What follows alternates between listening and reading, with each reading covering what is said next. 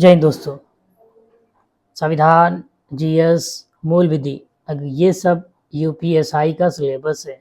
अगर आप यूपीएसआई की तैयारी कर रहे हैं तो ये वीडियो आपको बहुत ज़्यादा महत्वपूर्ण होने वाला है। जैसे आपको पता है कि संविधान, जीके, जीएस और मूल विधि से आपके 40 प्रश्न आपको मिलेंगे। कितने मिलेंगे? 40 मिलेंगे।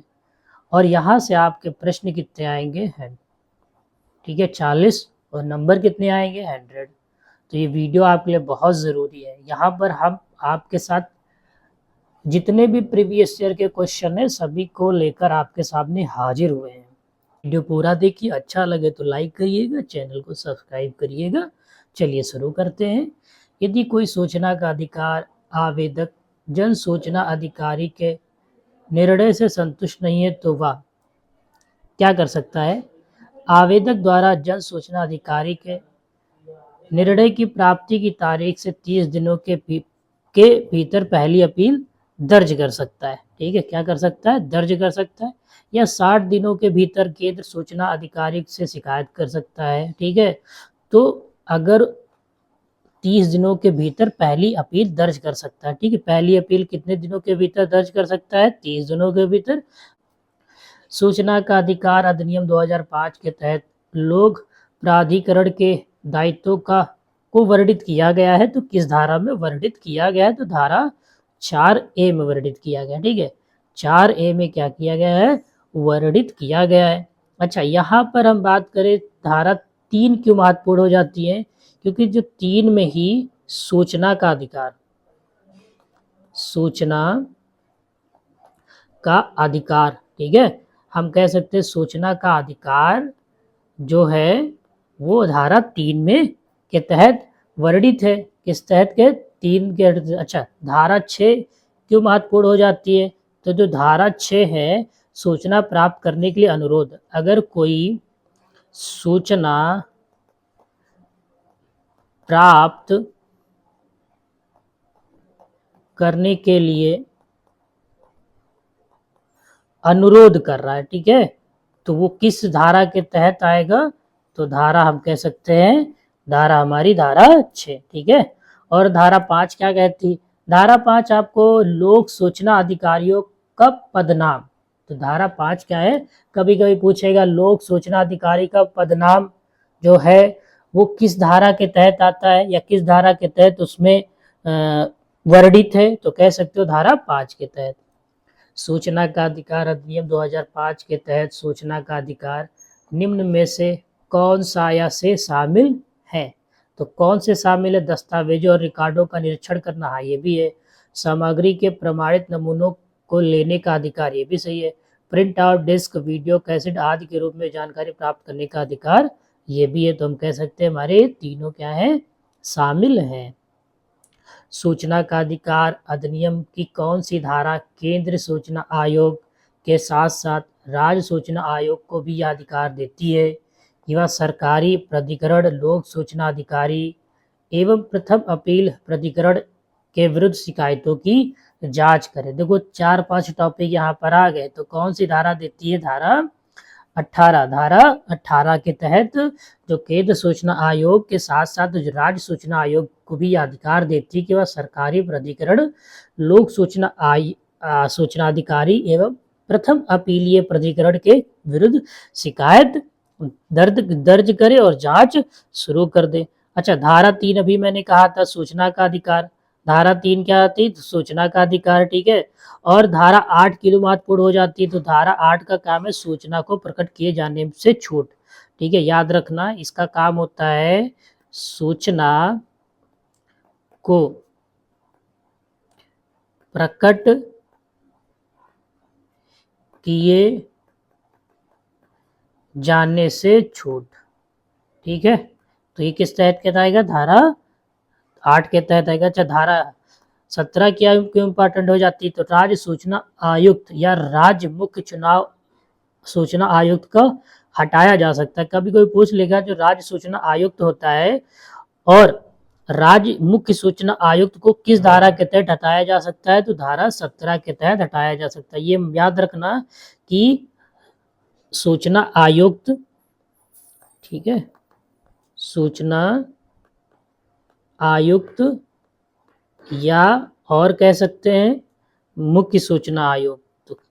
ठीक है, मुख्य सूचना आयुक्त। ठीक है, इन दोनों को किस धारा के तहत हटा सकता है? तो धारा 17। उम्मीद है ऐसा क्वेश्चन आएगा एग्जाम में आपके।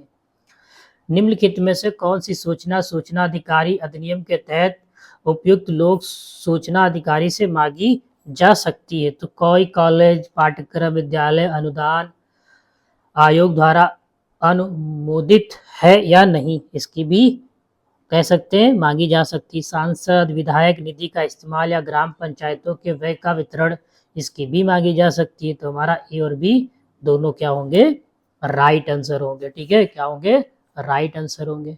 सूचना का अधिकार अधिनियम के प्रावधानों के मुताबिक प्रथम अपील प्रतिकारी से संतोषजनक उत्तर न मिलने पर कितने दिनों के भीतर कोई व्यक्ति मुख्य चुनाव आयुक्त के पास अपील दर्ज कर सकता है? तो कह सकते हैं 90 दिनों। कितने दिनों के भीतर? 90 दिनों के भीतर वो अपील दर्ज कर सकता है। कितने? 90 दिनों के भीतर। कोई भी लोक सूचना अधिकारी सूचना प्रार्थी से या कहकर सूचना से वंचित नहीं रख सकता कि सूचना उसके अधीन नहीं रहनी चाहिए, उसके दस्तावेज गायब है, इस लोक अभिलेख अधिनियम 1993 का उल्लंघन माना जाए और इससे अधिकतम कितने साल की कारावास हो सकता है, या हम कह सकते हैं कितने सालों का कारावास हो सकता है? तो कितने? 5 साल। ठीक है, याद रखना किस अधिनियम के तहत उल्लंघन माना जाता है? अधिनियम 1993 का उल्लंघन माना जाएगा। ठीक है, इससे अधिकतम कितने साल का कारावास की सजा है? तो 5 वर्ष। कितने? 5 वर्ष। सूचना का अधिकार 2013 में नीचे दिए गए कौन सा अहम संशोधन किया गया था? ठीक है, तो फाइल टिप्पणियों की जानकारी को सूचना के अधिकारों के दायरे से बाहर रखना, ये नहीं किया गया था। राजनीतिक दलों को सार्वजनिक प्राधिकरण को परिभाषा के दायरे से बाहर रखा जाए और इसलिए वे सूचना के अधिकार के अंतर्गत भी नहीं आए। तो ऑप्शन नंबर बी क्या होगा? इसको जोड़ा गया था। तो ऑप्शन नंबर क्या होगा? डी। कौन सी जानकारी को सूचना का अधिकार के अधिनियम के तहत साझा नहीं किया जा सकता? तो विदेशों से प्राप्त सूचना, इसको कह सकते हैं साझा नहीं किया जा सकता। और बौद्धिक संपदा के बारे में जानकारी, इसको भी साझा नहीं किया जा सकता। तो ऑप्शन नंबर सी क्या होगा? राइट होगा। सूचना का अधिकार अधिनियम का मूल उद्देश्य सरकार के कार्यों को बढ़ावा देना है। ठीक है, बढ़ावा देना है। ठीक है, सरकार के कार्यों को बढ़ावा देना है। किसको बढ़ावा देना है? तो कह सकते हो पारदर्शिता, जवाबदेही, दोनों को बढ़ावा देना है। तो हमारा ऑप्शन नंबर पी और क्यू दोनों सही होंगे। निम्नलिखित में से कौन सा केंद्र सूचना आयोग के बारे में सच नहीं है? ठीक, केंद्र सूचना आयोग का गठन सूचना का अधिकार 2005 के तहत 12/10/5 को हुआ था। हाँ, ये भी सही है। श्री राजीव माथुर वर्तमान मुख्य सूचना आयुक्त है। देखो एक चीज आपको बता दें, ये 2025 चल रहा है, तो जो प्रेजेंट टाइम के हम कह सकते हैं जो मुख्य चुनाव आयुक्त हैं, ठीक है, तो यही ऑप्शन यहाँ गलत होगा। ठीक है, तो कौन है? श्री हीरालाल सामरिया। क्वेश्चन कहीं ना कहीं थोड़ा बहुत मिसप्रिंट है। कह रहा निम्न में से कौन सा सूचना का अधिकार अधिनियम 2005 के तहत सूचना की परिभाषा के अतीत आता है? नहीं आता है। के नहीं आता है। ठीक है, फाइल टिप्पणी क्या है? नहीं आता है। बाकी ये सब क्या है? आते हैं। ठीक है, ये सब आते हैं, फाइल टिप्पणी नहीं आता है। सूचना का अधिकार के अंतर्गत सूचना मांगने के कितने समय में सूचना उपलब्ध कराना आवश्यक है? ठीक है, तो आप कह सकते हो 30 दिन। 30 दिन के अंतर्गत आपको सूचना मिलेगी। अगर नहीं मिलेगी तो आप पहली अपील डाल सकते हैं। ठीक है, अगर कोई बात है जीवन और स्वतंत्रता के मामले में तो वो कह सकते हो 48 घंटे के अंदर ही सूचना मिलेगी। ठीक है, आपको दी जाएगी। कब? जब वो किससे जुड़ी हो, जीवन एवं, याद रखना है क्वेश्चन पूछा जा सकता है, स्वतंत्रता से, ठीक है, जीवन एवं स्वतंत्रता से जुड़ी हुई जानकारी को कितने दिनों के अंदर प्रोवाइड किया जाएगा, तो कह सकते हो 48 घंटे के अंदर, ठीक है। और अगर मांगने का समय कितना है, 30 दिन, ठीक है, या 30 दिन के अंदर ही। निम्नलिखित में से किसमें सूचना के प्रदान किए जाने में छूट है, तो उपयुक्त समय में क्या है, छूट है, ठीक है। राज्य सूचना, ऐसी सूचना ये भी है, राज्य सुरक्षा पर प्रतिकूल प्रभाव पड़े, ये भी रणनीति, वैज्ञानिक और आर्थिक हित में ना हो, ये भी सही है। सूचना का अधिकार अधिनियम 2005 का क्या उद्देश्य है, ठीक है, सूचना की पहुंच अधिक व प्रभावी हो, सही है। सूचना का की पहुंच आसान हो, ये भी सही है। नागरिकों को समान हित से जुड़े जो मानकों से सूचना प्राप्त हो, ये भी सही है। यानी हम कह सकते हैं सभी क्या है, सही है। सूचना का अधिकार अधिनियम के उपबंधों के अधीन रहते हुए इनमें से किस सूचना का अधिकार होगा, तो किस सूचना का अधिकार होगा, ठीक है। तो पीड़ित व्यक्तियों को, सरकारी कर्मचारियों को, सभी नागरिकों को, गैर सरकारी कर्मचारियों को, तो किसको, सभी नागरिकों को। सूचना का अधिकार कब लागू हुआ था, तो 12 अक्टूबर 2005 में, 12 अक्टूबर 2005। सूचना का अधिकार विधेयक निम्न में से किस राष्ट्रपति के शासनकाल में लागू हुआ, तो डॉक्टर अब्दुल कलाम। उस टाइम क्या थे, ये राष्ट्रपति थे, तब इसको लागू किया गया।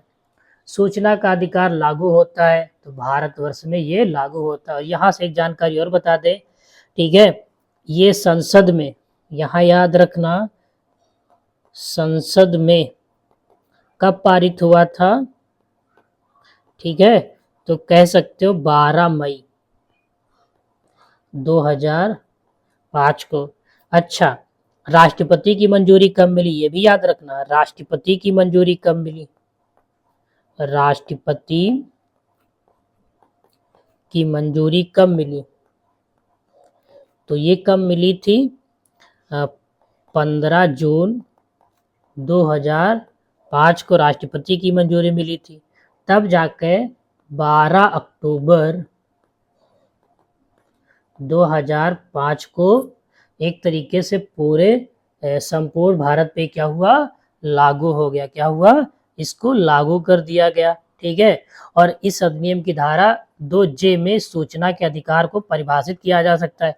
कभी कोई पूछ लेता है कि जो सूचना का अधिकार है किस धारा के अंतर्गत परिभाषित किया गया है, तो परिभाषित की बात कर रहा है किसकी, परिभाषित की बात कर रहा है किसकी, परिभाषित की बात कर रहा है, तो ये कह सकते हो 2J, ठीक है, धारा, ठीक है। आज के लिए बस इतना ही। वीडियो अच्छा लगा हो तो प्लीज़ चैनल को ज़रूर सब्सक्राइब कर दीजिए, वीडियो को लाइक कर दीजिए। फिर मिलेंगे अगली क्लास में। धन्यवाद। जय हिंद, जय भारत।